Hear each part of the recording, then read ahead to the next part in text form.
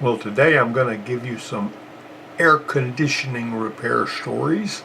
I've sort of mixed some together that I've talked about a little bit before, and I'm added more detail so that you can better figure out what I'm talking about if you didn't understand earlier on. This is 2-3 years ago. So anyway, some of these I haven't even talked about at all, so let's just jump into this thing and see what we can do to start with. This lady said that she had this 2010 Nissan Altima. She said, suddenly I was driving around doing my chores and the AC just quit cooling. And so I went ahead and took it by a tire store over there, and she told me the name of the tire store, and she said they sent a kid out there with a flashlight, and he checked some fuses and looked around under the engine compartment, and he said, we don't know what's wrong, but it'll be $1,000. And that sounds like a comic strip, but that's what she said he told her. And so she told him that she didn't want to go there, and so she came over to where we were. And basically, the compressor wasn't running. She said it was cooling great, and then it quit. Now, it wasn't that it had just slowly stopped cooling to the point of where it was like she was losing her refrigerant. So I got the test light, hooked it to the hot side of the battery without doing anything else. I didn't have the key on, I didn't have the engine running, didn't have none of that. All right, and I saw the wire, and on this one you can do it going down to the compressor. And I very gently went into that wire with my test light, looking for a ground, which should have been coming back through the compressor coil. I saw nothing. Okay, I says, okay, there's nothing there. Now then, I moved the clip to the negative side, and then I says, now, crank it up and turn on the air. So they cranked it up and turned on the air. Power appeared in that wire. So the system was trying to energize the clutch, but the clutch was open. And so I says, well, let's get her an AC compressor. So we got her an AC compressor, and that and the stuff that went with it was like $325 from Advanced Auto Parts. And I looked up the labor time on it just for the heck of it, because it looked so easy. It's right under there, easy to get to and all. And the labor time that in all data was less than an hour. I called it an hour, but it was like 0.8 of an hour or something like that to change that compressor. Of course, we identified the refrigerant, pumped it out of there into our machine, and then we went ahead and got the compressor swapped out. And I think we put our belt on there too. I can't remember. But you remember at college we didn't charge labor, so I went ahead and we got it done. And I think her bill total by parts plus the 20% plus tax and all that wound up being $350. Something like that, or maybe 400, I don't know, but it was in that range. And so she drove away happy. But the phone rang. We verified the clutch was open. Let me go ahead and say that while I'm there. I got a phone call right after that, different person calling, same year model car, same problem, tire store in a different town from the first, told her she needed a compressor and it was going to cost $1,000. She asked them why the price was so high, and they said it was 7 hours labor. I couldn't find any labor price anywhere higher than about 2 hours. And I don't get this. It was same car, same day. It was odd to me that it was exactly the same kind of car as the previous one, the same day and everything. And she had exactly the same problem. Tire store, $1,000 estimate. Only and they told her she needed a compressor. So they had already troubleshot that. But this $1,000 estimate stuff is kind of like when my aunt went to the Firestone store to get some, I don't remember, get an oil change or something on her 92 Crown Victoria, and they told her she needed about $800 worth of front end work or her car was going to crash and she was going to die. So she brought it over there where I was just to see what we could find. I didn't even find a busted boot. I mean, there was nothing loose on the front end. There was nothing. It didn't need any of the stuff they said it needed.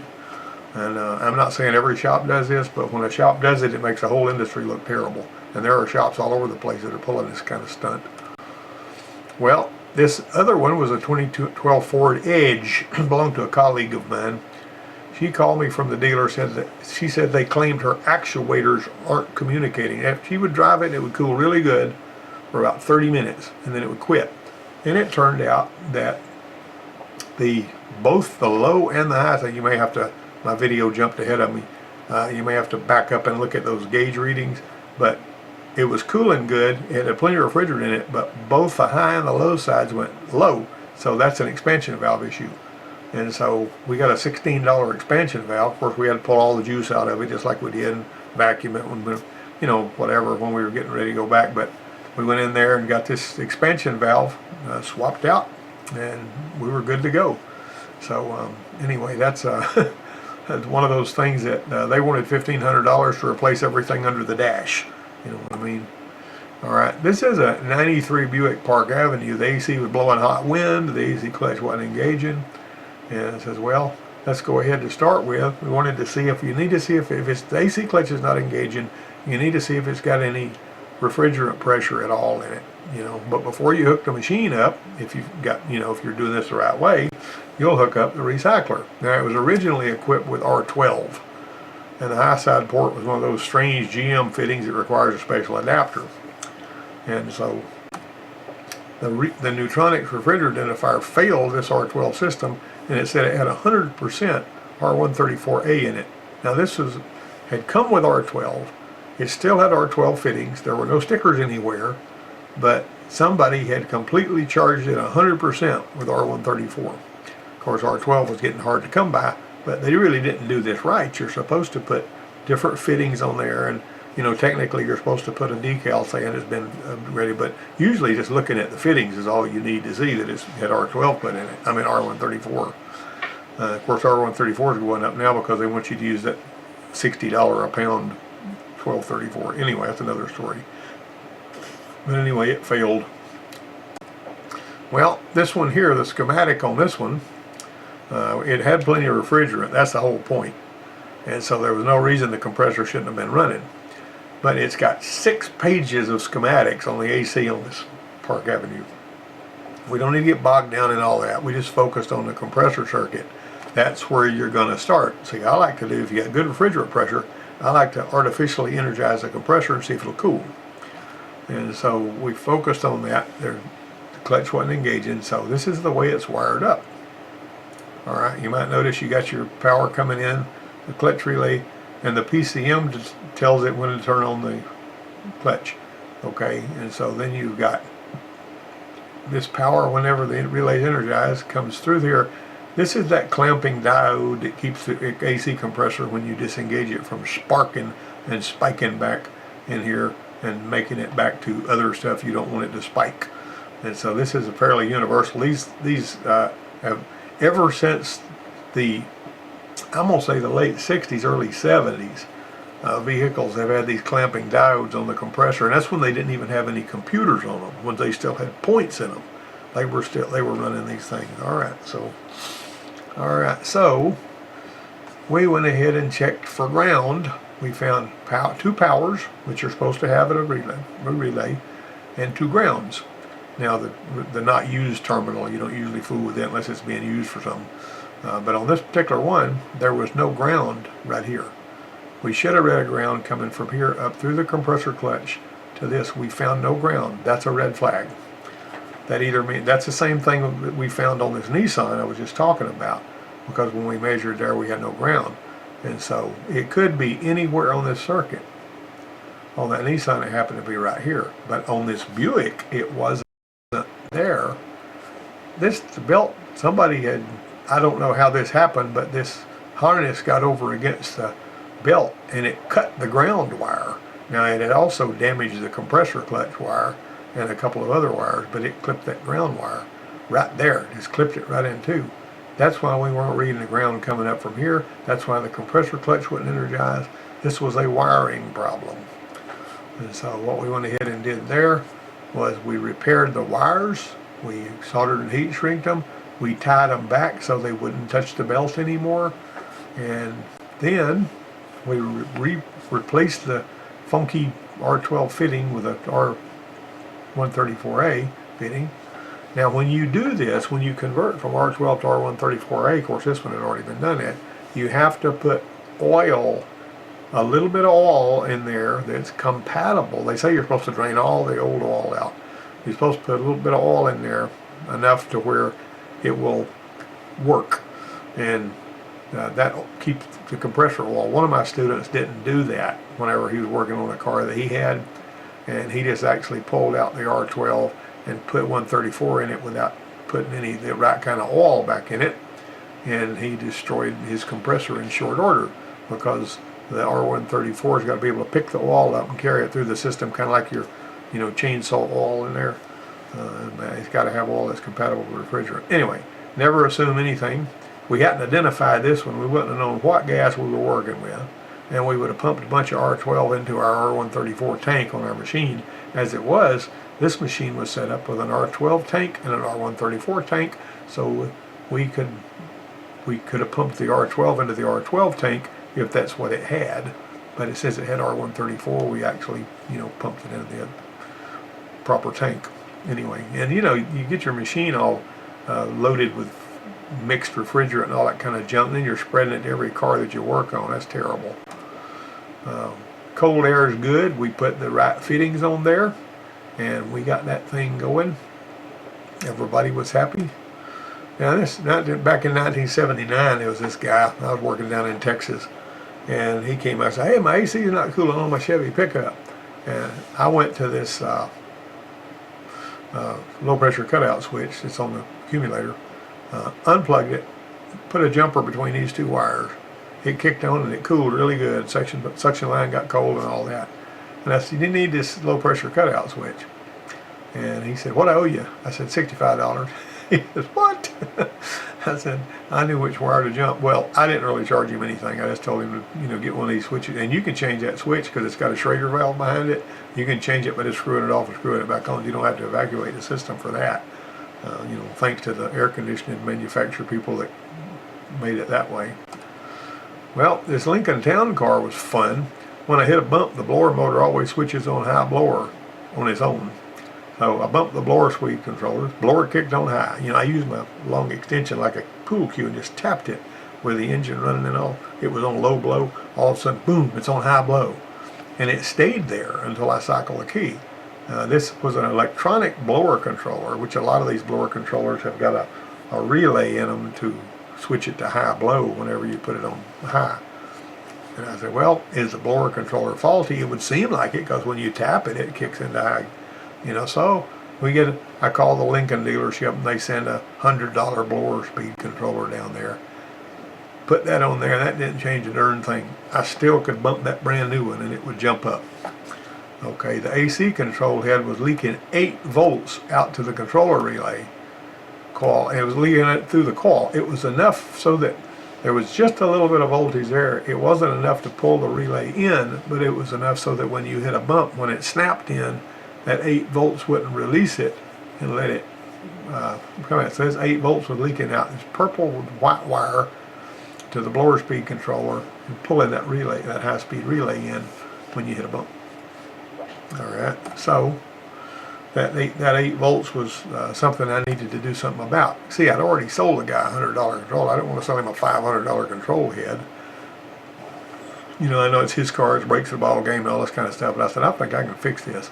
And so what I did was I got the gauge system tester, which has little potentiometers on it, and I hooked it up between the ground and that purple wire, and I kept adding resistance until the relay would still work the way it was supposed to, but it wouldn't. That 8 volts was gone, so it wasn't pulling the relay in inadvertently when you hit a bump. And so I actually added this 150 ohm resistor, pulled the top of the control head off. I got it out of the vehicle, and I found that circuit in there, and I managed to put a little tiny quarter watt 150 ohm resistor in there and solder it between the 2 places on the board that was feeding the ground pin and the purple white wire going out to that. And so you can look at this legend and tell how these things were hooked up. But with that resistor in between there, all of those problems were gone. It worked just like it was supposed to. The blower speed worked just fine. Because see, that was enough. It was enough resistance to drop that 8 volts, but it wasn't enough to shunt the current and keep it from energizing the relay when it had a good strong signal one out there. All right. Now my diesel Rabbit, I talked about this before, but I like to talk about it because it was great fun. What Ford did years ago, I'm talking about way back, they would put these wide open throttle cutout relays on the air conditioner, so that the only reason that thing was there, the normally closed terminal was carrying the air conditioner clutch, And when that relay was energized, it would drop the AC compressor when you were at wide open throttle. Knowing how this was wired, I was thinking, you know, this diesel rabbit, it gets 55 miles to the gallon, and I really like that, but I don't like the fact that when I'm using my air conditioner, when that compressor kicks on, it's like somebody hooked something to the bumper and's holding you back, because that thing wasn't really loaded with all kinds of energy. And so I said, I need to be able to accelerate, and I actually would flip off the air conditioner while I get ready to accelerate. Somebody was telling me how stupid that was. I said, hey, I need what I need. So I went ahead and decided, I said, this shift light has got these two switches. It's got an idle switch and it's got a 70% throttle switch. And I said, I don't need that shift light. It just turns on an orange light whenever it's your optimum time to shift. And so what I did was I modified the wiring, and I added a relay to kill the AC compressor at wide open throttle. See that thing working over here, that video playing? Watch what it does. See, whenever this idle switch was closed, it would energize that relay, and it was not at rest anymore, but it wasn't getting anything through this pin. And so that's how this thing would kill that. Now, this was the original circuit right here. It would go straight to there, and this switch was actually used for something else. Well, I didn't need this nonsense. So I went ahead, and this still worked basically, but I just added that little relay so that whenever, you know, you were grounding, there was power coming in through here, and you were grounding this relay coil, and, you know, and then that would pull it. Now you might know which way I'll do that one here. This is grounded. That's causing the relay to energize. I don't like the way the German people drew that, because I like to have the thing where it pulls it in, you know, it's going this way, but they drew it that way. So anyway, that's how I did that. And that worked like a champ. And it was an excellent choice that I made there. Well, on this 2000 Cherokee, the AC would cool just fine in the morning, but as the day wore on, it would stop cooling. So, you know, Ed come over there, he was wanting to know something done about this. And the ambient temperature hovering around 85 degrees, and it was blowing cold. I didn't even connect the gauges. I said, I'm not going to do that. So I speculated maybe the electric cooling fan wasn't working all the time. And I used my test light method to check the fan, and then I tested the fan relay, and the relay and the fan were both fine. Of course, it's also got a belt-driven fan too, but they put that electric fan on there for a reason, you know. And sometimes if you don't have enough air going over the condenser, when the head pressure goes too high, it will actually kill the compressor, because this is the way it's wired up there. It's got a water pump driven fan and electric cooling fan. This high pressure switch has two jobs on that 2000 Cherokee. This one here requests the radiator fan. Both of these, a gang switch. Whenever the pressure goes high, both of these switches switch. This part of the switch, see all these wires that are going to it? It's got 4 wires. This part of the switch actually tells the PCM to turn on the fan. And this one, they're wired in series. This is very commonly done on a lot of AC systems. They just wire these in series so that they've only got to have one input to the PCM. So if the low pressure switch opens, you lose the compressor. If the high pressure switch opens, you lose the compressor. And so since the fan was running, and I said, well, I'm going to start by checking this low pressure switch to see when this thing cycles off and doesn't come back on, if maybe the low pressure switch is not working. Now, I had a Dodge truck one time that was freezing up the evaporator because the low pressure switch was stuck closed and would never open. All right, so 12 volts comes from the heater control through both normally closed switches to the PCM, and that controls the compressor. If the high pressure switch is tripped, the fan's requested and the AC compressor is deactivated. I mentioned that earlier. If the low pressure switch is tripped, it opens and the AC kills the compressor.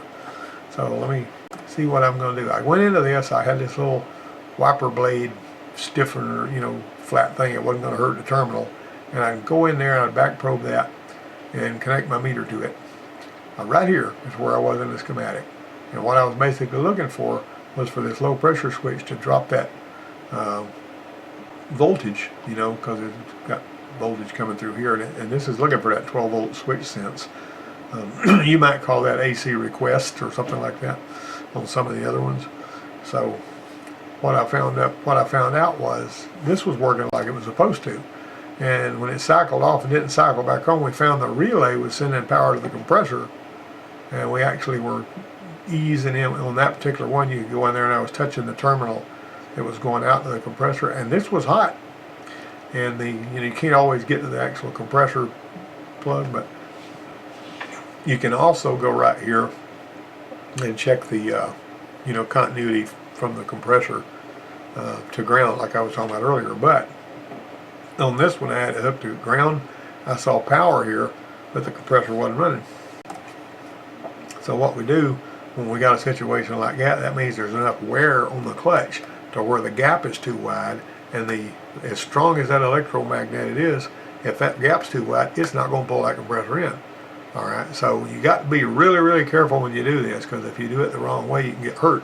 But what you do is you bump it, the clutch, in the direction that it spins, and see if it kicks in and stays in. All right, if it does, and it runs until the next time it disengages and then doesn't kick back in, you know the clutch air gap is not set right. And this one here is a procedure for setting the air gap on that one. That looks scary as all get out, but it's not really that bad. On some of the Fords, you can just take the little bolt out in the center without doing anything else. Pull that thing off. They got little shims in there, little small washers that are exactly the right size and various thicknesses. Put them back in there. Get your gap right. Chryslers, a lot of them are like that too. Now, some of your, like these GMs, you have to have a special tool, and it doesn't have shims. That special tool has got to press that thing off and on, and you got to stop it in the right place. And I never understood why that was even something they would do. But their rationale was that if the gap is too wide, you could use the tool just to reduce the gap a little bit. And the tool worked pretty good for that. I should have put pictures of that. But most of them that I've been involved with have got shims. This one and the Fords typically have shims. And then Chryslers, and some of them they do it various different ways. Because that air gap's really important. This Jeep air gap spec was 16 to 31 thousandths, and we set it. Alright, well, I hope you guys have a really great week. This has been a short video. I hope I didn't take up too much of your time. Send me some comments and share the video, and appreciate you watching till the end.